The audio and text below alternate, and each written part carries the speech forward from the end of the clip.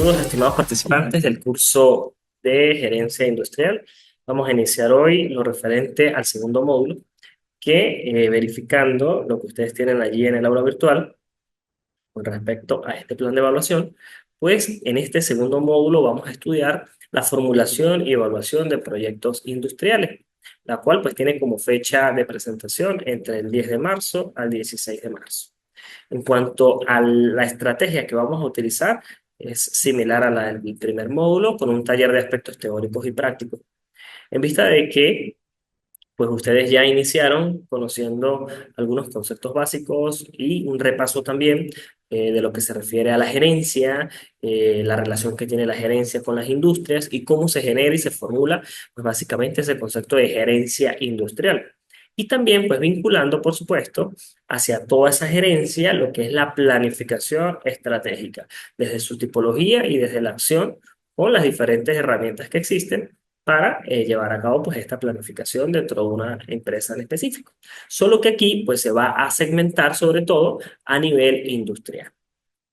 Entonces vamos a dar inicio en principio con lo que es la formulación y evaluación de proyectos a nivel industrial.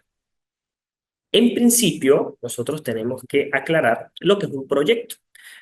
Un proyecto no es otra cosa que una idea que surge desde el pensamiento del ser humano y que trata de solucionar una necesidad que tenga un conjunto de personas, lo que se conoce también como un posible mercado, que este mercado puede ser existente o puede ser un nicho de mercado. Existente significa que ya hay una competencia, ya hay otras industrias que están intentando satisfacer esta necesidad y pues que no sabemos si realmente estas industrias o esta competencia actual satisface en el 100% esta necesidad. Y luego tenemos el nicho de mercado, que no es otra cosa que entonces una oportunidad, porque aquí lo que vamos a observar son diferentes carencias de necesidades que no están satisfechas, al menos en un 10% dentro de esa necesidad propia del individuo, para nosotros entonces tratar de satisfacer esa necesidad siempre y cuando pues esté dentro de nuestro sector, dentro de nuestra idea de negocio. A eso es a lo que se refiere en principio el proyecto. Por supuesto que en cuanto a temporalidad, este proyecto va siempre hacia el futuro. Es decir, nosotros tenemos que empezar a crear una formulación que va en un conjunto de etapas y que ese conjunto de etapas nos va a permitir a nosotros pues proyectar a fin y al cabo qué tan rentable va a ser ese proyecto para que pues estemos claros si nos va a servir o no nos va a servir en un futuro. Esta formulación pues lleva un conjunto de estudios. Cada uno de estos estudios tiene, por supuesto, una rigurosidad que es metodológica y una rigurosidad que también es técnica. Dentro de lo metodológico podemos encontrar, en principio, entender a qué se refiere esta parte del estudio de mercado. El estudio de mercado es la primera etapa o la primera fase de la formulación de un proyecto industrial. Este estudio de mercado compone o se corresponde a dos estudios particulares, porque el estudio de mercado se ve como un estudio general y dentro de ese estudio general hay dos estudios particulares. Uno que es el estudio de la oferta y otro que es el estudio de la demanda. Cuando hablamos del estudio de la oferta, pues aquí vamos a estudiar la competencia, simplemente la competencia.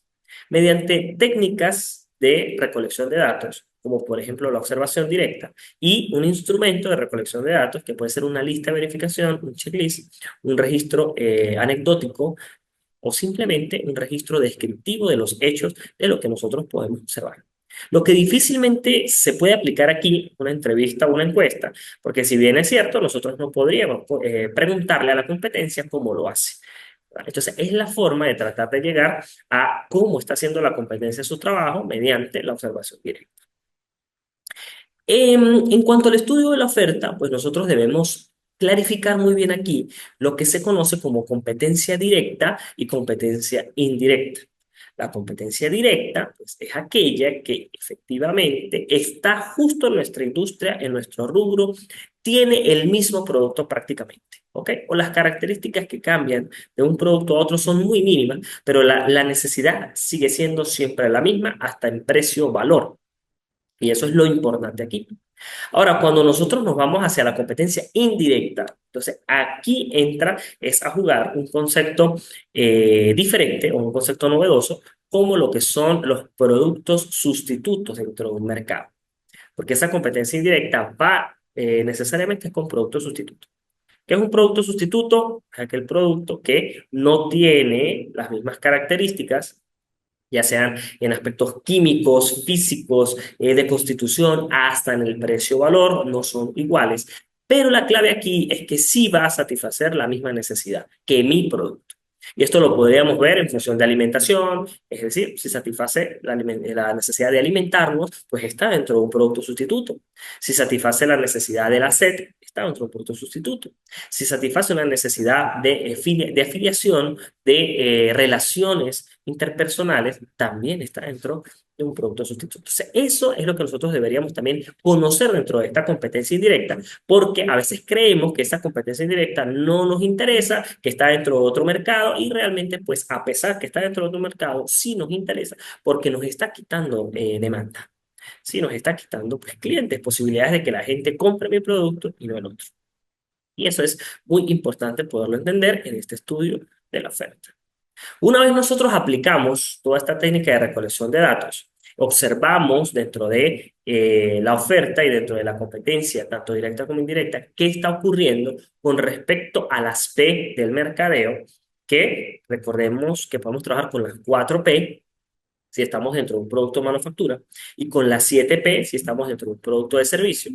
Y de esta manera, pues nosotros tratar de entender cuál es el producto, propiamente las características básicas de ese producto, los precios que están actualmente en el mercado, que está ofreciendo esa competencia directa e indirecta, y sobre todo en la indirecta para entender las brechas, es decir, la diferencia que hay entre el precio o valor de ese producto que es sustituto y mi producto original, porque esto también pudiese llegar a ser una variable de decisión dentro del comportamiento del consumidor. Y luego vendría lo que es la plaza, los canales de distribución que se están aplicando dentro de ese mismo proceso de venta, ¿no? ¿Qué tantos canales de distribución existen allí? Y por último, la promoción. ¿Qué promociones están aplicando la competencia actualmente dentro de ese mercado? De eso, pues se puede hacer un análisis cualitativo, cuantitativo o mixto, inclusive para nosotros poder concluir qué es lo que está ocurriendo realmente con la competencia y, ¿por qué no?, agregar allí un pequeño análisis de nivel de competitividad de la industria para nosotros manejar de una manera muy, muy certera qué es lo que está o cómo se está comportando la oferta. Luego pasaríamos entonces a la demanda y dentro de la demanda, entonces aquí sí vamos es a igualmente estudiar las 4P del mercadeo, pero con otras técnicas de recolección de datos. Aquí sí podemos aplicar entrevistas o encuestas. Algunas de estas entrevistas se pueden hacer por teléfono, ¿ok? En cuanto a las encuestas, se pueden hacer hoy en día, se están haciendo vía online, se envían por correo electrónico, por un WhatsApp, por un formulario de Google, cualquier instrumento que nos permita a nosotros pues, obtener información de qué es lo que percibe, en este caso, el consumidor con respecto a las P que están del mercado. Pero aquí es importante entender que la formulación de las preguntas dentro de este estudio de mercado en la demanda siempre va en función de lo que yo quisiera tener o de lo que yo quiero tener como consumidor o como cliente. Entonces, yo voy a preguntar aquí es si esa persona estaría dispuesta a comprar ese producto bajo las características específicas que yo estoy proponiendo en este proyecto. Luego los precios. Usted estaría dispuesto a pagar entre tanto y tanto. Lo podemos hacer por intervalos, lo podemos hacer como una respuesta cerrada dentro de un valor específico. Todo dependerá del tipo de producto también y de la estrategia que el que esté planteando ese proyecto pues lleve, ¿no? Hacia la venta. Y luego, igualmente, canales de distribución y promociones. Pero repito aquí, ¿cómo le gustaría al cliente que fuese ese canal de venta, ese canal de comunicación entre el producto, ¿no?, y el consumidor final? O cómo le gustaría también que estuviesen en este momento las promociones dentro de este estudio de mercado. ¿Esto qué es lo que va a garantizar entonces? Que aquí, básicamente, este estudio de la demanda sí tiende a ser un estudio muy cuantitativo, es numérico en gran proporción, porque vamos a generar resultados estadísticos dentro de lo descriptivo para finalmente poder cuantificar la demanda en un número. Y esa cuantificación nos permite hacer una proyección de la demanda en al menos 5 años. ¿Ok? Eso es importante. Y aquí luego hacemos un contraste entre lo que tuvimos en la oferta, lo que obtuvimos en la demanda y vamos entonces a concluir finalmente qué está ocurriendo allí.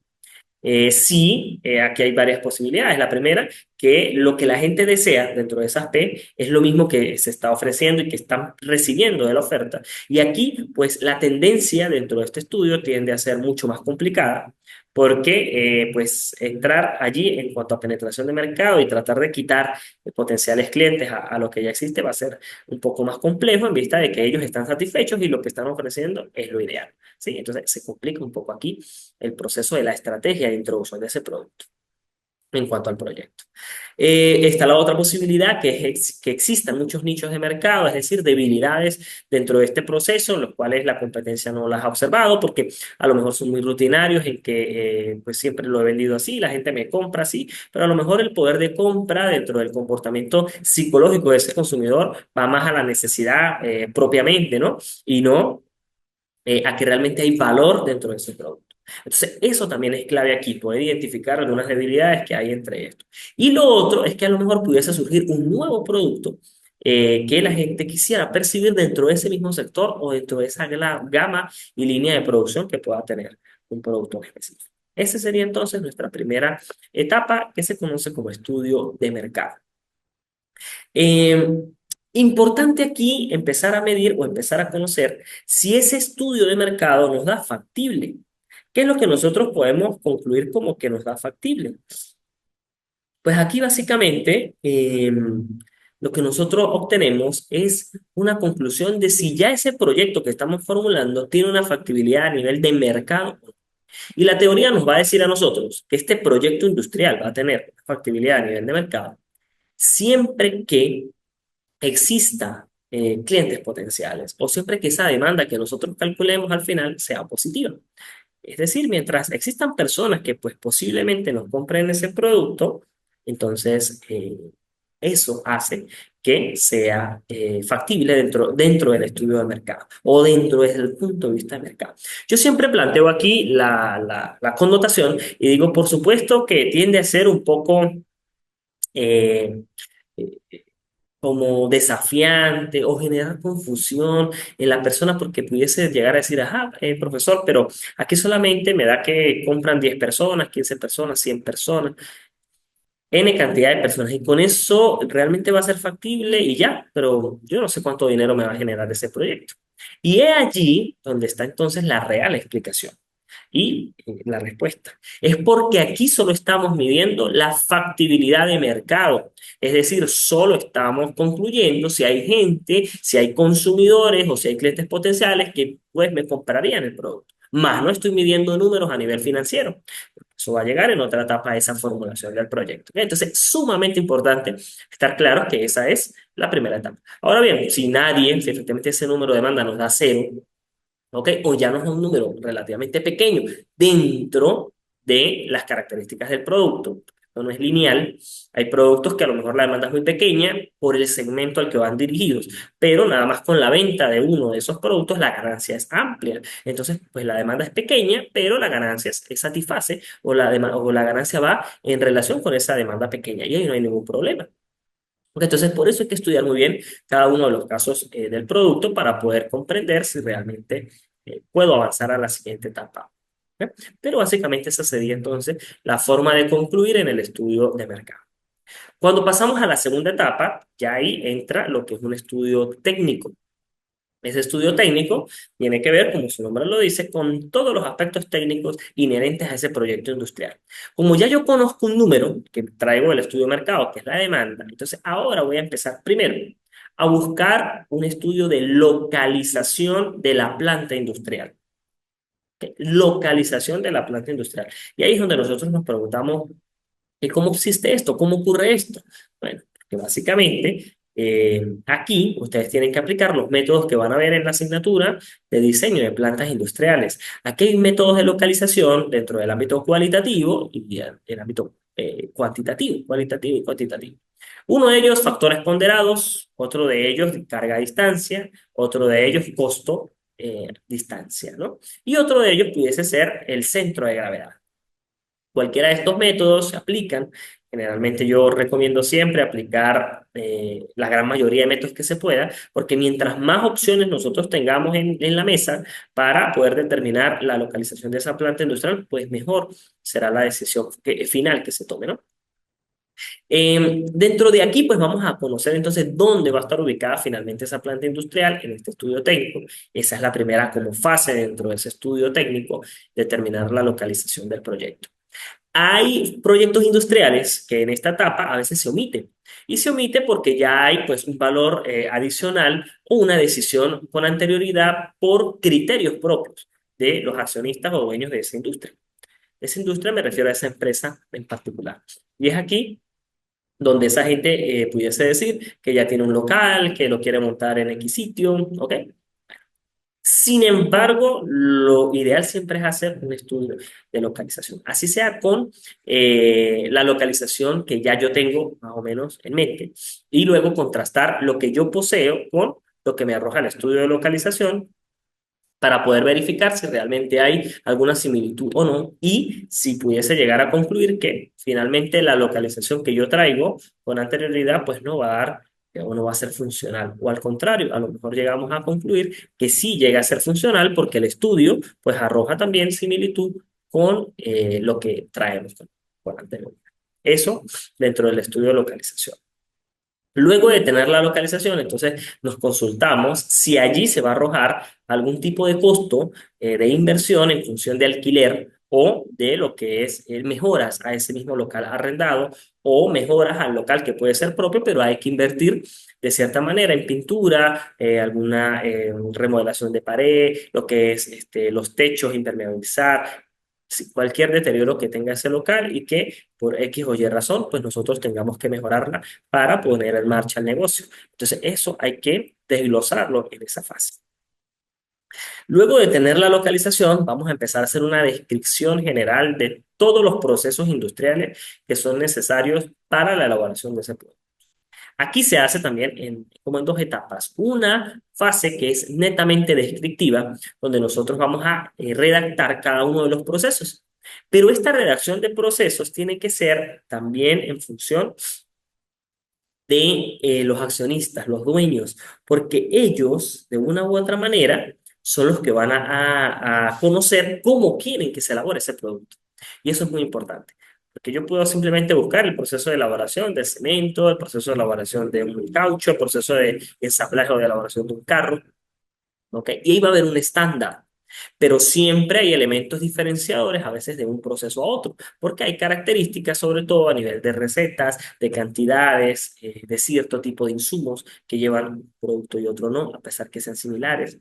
Entonces, por eso es importante aquí hasta hacer una fase de entrevista hacia los expertos en esta área de procesos para consultar realmente cómo aspiran ellos a hacer ese proceso productivo. Después que se tiene esa redacción, entonces eso se tiene que llevar o plasmar en un diagrama de procesos, que no es otra cosa que la representación gráfica de ese proceso.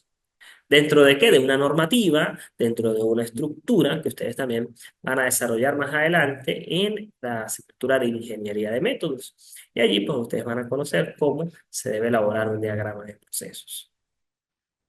Luego, entonces aquí vamos a tener también, al describir ese proceso, pues vamos a conocer qué tipo de máquinas necesito, qué tipo de personal necesito a nivel de experiencia, es decir, a grosso modo el cargo más o menos que yo voy a necesitar dentro de este proceso.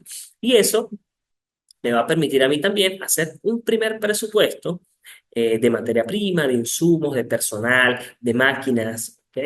Y pues ya la inversión que traíamos también anteriormente en función de alquileres, mejoras al arrendado, ¿ok? Lo que habíamos conversado. ¿Por qué? Porque pues con base a la demanda yo puedo entonces calcular cuántas máquinas necesito, cuánto personal necesito, cuánta materia prima, insumo y cualquier otro requerimiento indispensable para ese proceso productivo. Buscamos los costos en base a los proveedores, que también podrían ser proveedores que ya estén seleccionados, o si bien es cierto, pues aquí tiene que venir una etapa de selección de proveedores, ¿ok? Y se obtiene entonces un primer presupuesto, una primera tabla, resumen de esa inversión inicial.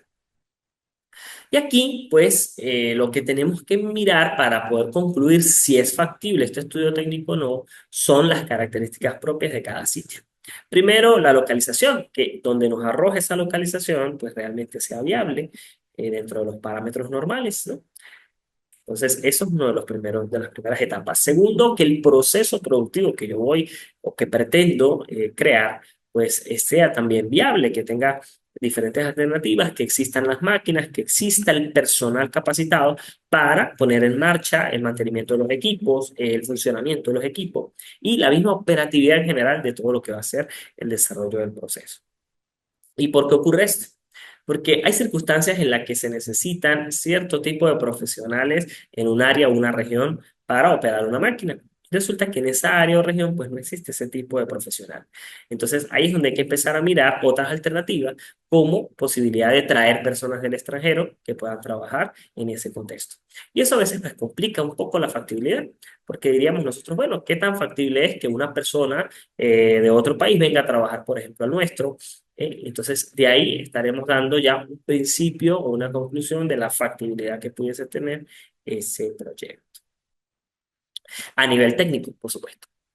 Luego de tener entonces y de ser positiva esta respuesta dentro de lo que es la factibilidad técnica, pasaríamos a al tercer estudio. El tercer estudio se denomina estudio organizacional. Es un estudio bastante sencillo dentro de lo complejo. Es un estudio que a veces omitimos dentro hasta de la misma constitución de la empresa, empresas que están en marcha, industrias que están en marcha y no tienen ni siquiera una filosofía organizacional porque no le damos la importancia y relevancia que esto constituye para la operatividad de la empresa. Porque este estudio organizacional es tan importante como la máquina que tritura, como la máquina que embala, como el personal que está desde el recepcionista hasta el gerente general de la empresa. Entonces, es sumamente importante también tener un estudio organizacional que nos permita diseñar la filosofía de la empresa. La filosofía de la empresa se constituye, ustedes han visto, como misión, visión, valores, políticas, estructura organizacional y de allí plantear ya un posible organigrama dentro o para ese proyecto industrial. Eso es lo que ustedes tienen que plantear aquí. ¿Eh? ¿Cómo hago eso? Todo por eso es una cadena. Y o el conjunto de estudios tiene que ser así cronológico. Yo no puedo empezar por el estudio técnico y después irme al mercado y después irme a lo organizacional. No. Tiene que ir siempre en esta etapa porque todo estudio que se va a ir realizando como nuevo estudio depende de los resultados que se lograron obtener con anterioridad.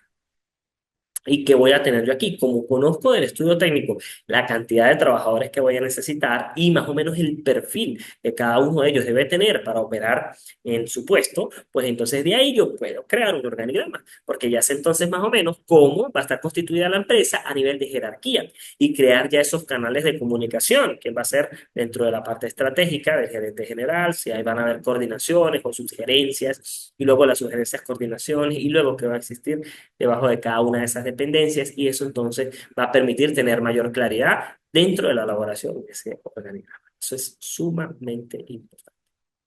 ¿Qué tipo de organigrama podemos plantear aquí? Puede ser un organigrama de cargos, puede ser un organigrama de cargos y puestos, puede ser un organigrama general o estructural de la empresa, ¿ok? Básicamente, también aquí depende del tipo de proyecto que nosotros quisiéramos poner en marcha, ¿no? Eso es muy importante. En cuanto a la misión, pues vamos a redactar el hoy, el presente, ¿verdad? Dentro de esos elementos de lo que se conoce como una misión declarada. ¿Qué hacemos, ¿no? Como empresa industrial, ¿qué es lo que hacemos? Eso se redacta allí. ¿Qué productos o servicios se pretenden ofrecer? ¿Ok? ¿Dentro de qué localidad estamos ubicados? Entonces, recuerden que la misión siempre se va a plantear en presente, ¿ok? ¿Cómo nos está viendo nuestra comunidad, nuestra sociedad? Dentro de lo que es la responsabilidad social empresarial, cómo nos ve la comunidad o el consumidor dentro de este proceso. Luego vendría la visión, entonces aquí sí vamos a hablar de futuro, con base en lo que yo tengo, con base en mis políticas, mi filosofía y todos los requerimientos, pues, ¿qué espero yo? Pero esta visión y por supuesto también la misión, pero la visión sobre todo, como tiende a ser a futuro, pues tiene que ser muy realista y se tiene que plantear con la mayor precisión posible de lo que ustedes consideren que se puede alcanzar en el corto, mediano o largo plazo. Y esto luego tiene que ser un ciclo, porque una vez el proyecto industrial se ponga en marcha, pues entonces ustedes en un tiempo determinado, que puede ser 1 año, 2 años, 5 años, para invertir este proceso de misión y visión, porque la visión pasaría a ser la misión y quedaría un espacio nuevo para volver a visionar, para volver a redactar qué es lo que ustedes esperan ahora de la empresa con base a lo que ya han alcanzado. Por eso esto siempre tiene que ir en dinamismo de reformular, reformular y reformular cada una de esta parte de la filosofía organizacional que tiene la empresa. Este estudio tiene una característica muy particular y es que siempre, pues aquí va a haber una factibilidad organizacional porque pues vamos a tener siempre una forma, si cumplimos con los pasos anteriores, vamos a lograr siempre tener diseño estructural, es decir, vamos a poder crear una estructura, un organigrama, vamos a tener trabajadores, por lo tanto vamos a ver cargos, van a haber puestos de trabajo, hay líneas de mando. Entonces, pues aquí este estudio siempre nos va a dar o nos va a arrojar una factibilidad de una u otra manera. ¿Ok? Después del estudio organizacional, entonces vamos a pasar ahora sí al estudio legal. El estudio legal nos va a permitir a nosotros entender qué y cómo se debe constituir este proyecto industrial a nivel del tipo de empresa, si va a ser una compañía anónima, una sociedad anónima, responsabilidad social limitada. ¿Qué tipo de empresa dentro del ámbito de la Constitución y, por supuesto, dentro del marco legal del país o la región en donde se va a constituir este proyecto industrial, pues se puede clasificar? Luego, si la localización que yo propuse en ese estudio técnico, pues también es factible dentro del punto de vista legal, si realmente no hay ninguna restricción en ese sitio, en ese lugar para constituir ese tipo de industria, ¿ok? Entonces, todo eso se tiene que hacer y se tiene que plantear allí, como los requisitos también de ley que debe tener la empresa para su puesta en marcha, qué hay que sacar, qué permisología necesitan los trabajadores, necesita la empresa, bueno, todo ese proceso legal que está allí. Esto también va a medir de una u otra manera una factibilidad legal o jurídica, que es pues básicamente si existen los procesos, los mecanismos y es viable llevar a cabo cada uno de estos elementos, pues por supuesto que va a existir allí una factibilidad jurídica. ¿Ok? Y luego, entonces viene otro estudio, que es el estudio ambiental. En este estudio ambiental se debe medir el impacto ambiental que va a tener esa industria en el sector, en la comunidad y en la región, pues dependiendo también de la magnitud o del tipo de industria que nosotros estemos constituyendo. Entonces, aquí es sumamente importante este estudio porque tenemos que explicar cómo se van a desechar los residuos sólidos, aquellos que sean renovables y no renovables, el nivel de impacto ambiental que se está generando diariamente a nivel de contaminación sónica del aire, los diferentes tipos de contaminación y crear un plan también de concientización para que eh, la comunidad, dentro de los clientes internos y externos, pues puedan llevar a cabo este tipo de campañas y tratar de que la reducción de desechos y materiales, sea orgánicos o inorgánicos, pues se trate de la mejor manera. Esto es lo que se plantea aquí en el estudio ambiental.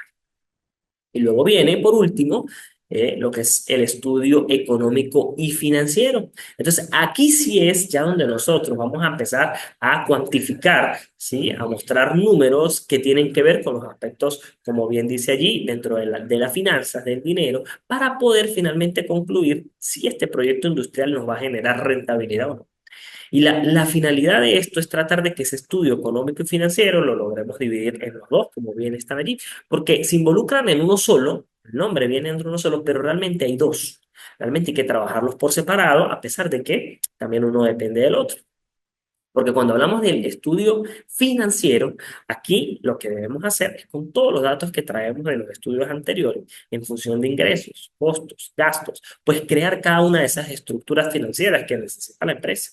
En principio, vamos a necesitar un estado de resultados, por supuesto proyectado, porque es a futuro.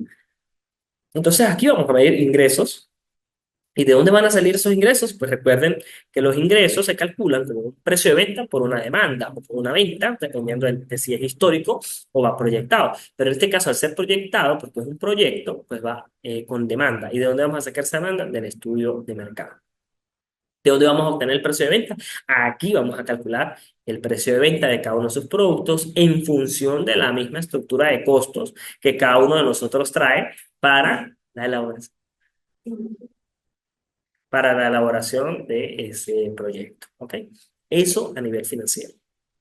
Cuando nosotros vamos hacia lo que es, luego de tener esos ingresos, pues vamos a lo que son los gastos como tal. Entonces recuerden que aquí vamos a clasificar gastos administrativos, gastos de ventas y gastos financieros.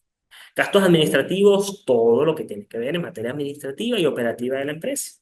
Ahí vamos desglosando gasto por gasto y se hace un subtotal. Luego, gastos de ventas, todo lo que tiene que ver con la parte de ventas dentro de ese producto. Bonificaciones a vendedores, sueldo de vendedores, gerencia de vendedores, flete de ventas, descuentos de ventas, todo lo que tenga que ver prácticamente con venta, promoción, mercadeo, todos esos gastos van allí. Y en los gastos financieros es propiamente el cálculo de si ustedes pretenden dentro de ese proyecto, o bueno, cómo pretenden, mejor dicho, dentro de ese proyecto, obtener el capital necesario para la inversión. Entonces, puedo tener tres alternativas. Una es 100% capital propio, que los accionistas tengan todo el dinero necesario y ellos van a aportar la totalidad del dinero. El segundo aspecto, pues viene a ser compartido dentro de una proporción que tengan los accionistas y el faltante se solicita a un ente, a un banco puede ser, un ente que preste o otorgue ese dinero. Y la última opción, pues es en su totalidad que esté financiado por terceros, bancos, por otros inversionistas que quieran tener participación allí, ¿ok? Entonces, esas son las tres posibilidades que tienen allí dentro de este estudio financiero, ¿ok? Entonces, si estamos en alguna de las opciones que involucre un tercero, que involucre prestar dinero, pues recuerden que ese préstamo de dinero nos va a generar un interés. Entonces, el interés que nosotros proyectamos pagarle al banco o a la entidad es lo que se va a reflejar dentro de los gastos financieros. Si todo va a ser dinero propio, pues el gasto financiero se omite porque básicamente ahí no vamos a tener que cancelar ningún otro interés. Y luego vienen los costos, como bien costos de ventas, costos directos, costos indirectos, dentro de esa misma estructura. Ahí vamos a tener un estado de resultados. Y eso, con base en la información también de inflación, de comportamiento de demanda, de cualquier otro histórico que nos permita a nosotros proyectarnos, pues lo vamos a llevar, cada una de esas cuentas se va a llevar a al menos 5 años, ¿ok? Hay proyectos de inversión que se pueden manejar en 10 años, 7 años, pero lo mínimo que ustedes deben trabajar son 5 años, porque eso nos va a permitir poder observar el comportamiento de la curva, poder observar de mejor manera qué picos, ¿ok? Ya sea a nivel superior o a nivel inferior, va a tener ese proyecto. Porque solamente con 2 puntos, pues no hay una tendencia del todo. Podemos decir, bueno, sube o baja, pero no nos da realmente un proceso de decisión mucho más claro, ¿no? Una visión más clara del comportamiento. Entonces, hay que trabajar con al menos 5 datos. Y bueno, de esa manera, pues estaríamos entonces realizando el estudio financiero. Y luego el estudio económico, vamos a medir indicadores económicos dentro de ese proceso. Uno es lo que es el valor presente neto.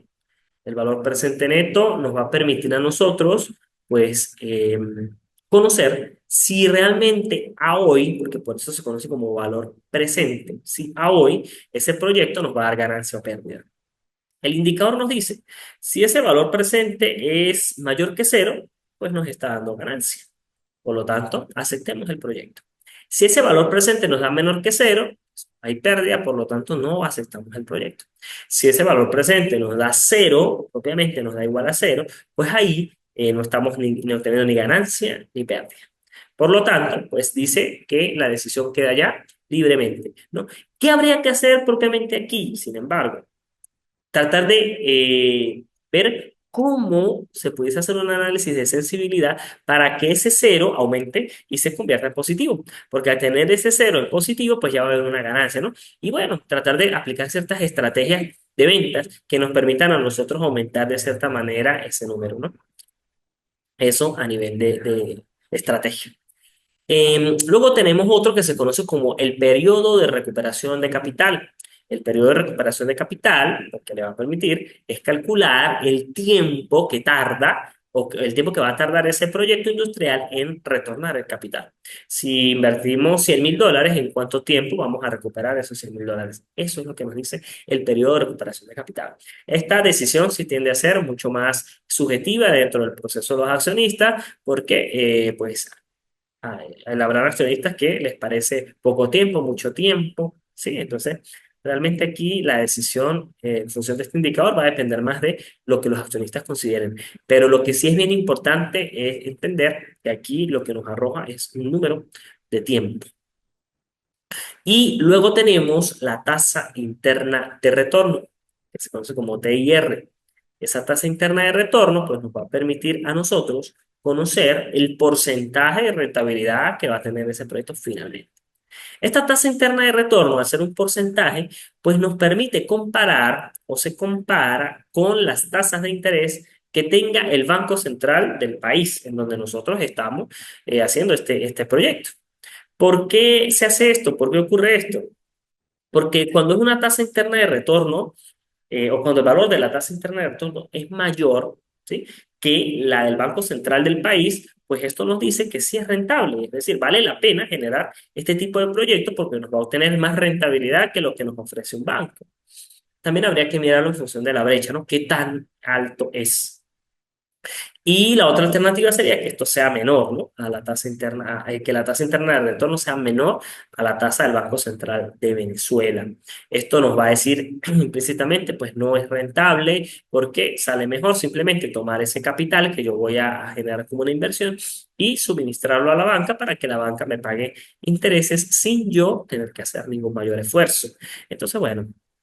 Esto es a lo que se refiere este indicador de la tasa interna de retorno. ¿Ok? Ahora vamos a hacer un análisis final para concluir ya con este encuentro y que queden ustedes un poco más claros sobre la visión de la evaluación financiera, ¿no?